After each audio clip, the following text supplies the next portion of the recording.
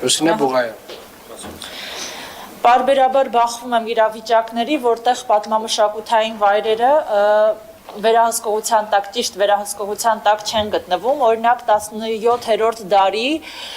Նորքի կամուրջը, որը չգիտես ինչպես հայտնվել է մասնավորի տարածքում, բայց այս պահին կոնկրետ ուզում եմ բարձրաձայնել մի խնդիր, Կարմիր բլուրի հնավայրի ցանկապատման խնդիրը։ Այնտեղի վարիչը պարբերաբար բարձրաձայնել է այդ խնդրի մասին, բայց խնդիրը լուծում չի ստացել։ Երբ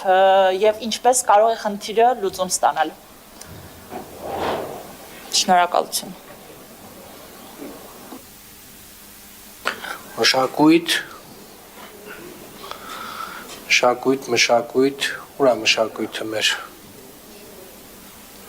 Մշակույթը որոշել է, որ կարա չկա։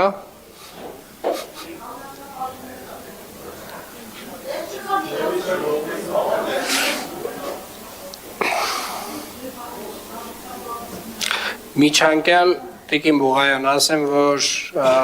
Երևան թիմնոր օրենքով սահմանվում են նոր կառուցակարգեր, որոնք որ նույնիսկ եթե հուշարձանը պատմամշակութային հուշարձանը պատկանում է մասնավորին, այդ պարագայում նույնպես Երևանի քաղաքապետարանը լիազորությունները ունենալու, պարտավորեցնելու սեփականատիրոջը պահպանել հուշարձանը իր նախնական տեսքով եւ ձևով եւ համապատասխան արդեն օրենքի, այսինքն մենք ունենալու ենք որոշակի գործիքակազմ նմանատիպ դեպքերը շատ տենց կոշտ վերահսկելու եւ տուգանքները բավականին մեծ են լինելու այդ դեպքերի մասով ու Կարմիր բլրի մասով, քանի որ կդժվարանամ հիմա հարցին արձագանքել, բայց Ժորժ ջան, մի հատ հասկանանք մեր մշակույթ ուրա գնաց է, այսօր միջոցառում չունենք ոնց որ բալետը մյուս ամիս է։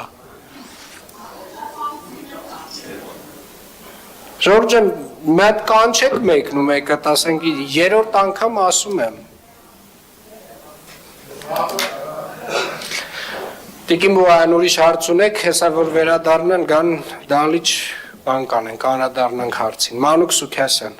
Հələ մի հատ դալիճ ու մովկա ներս կանչեք, թող կան կանգնեն այստեղ։ Մանուկ Սուքյասյան։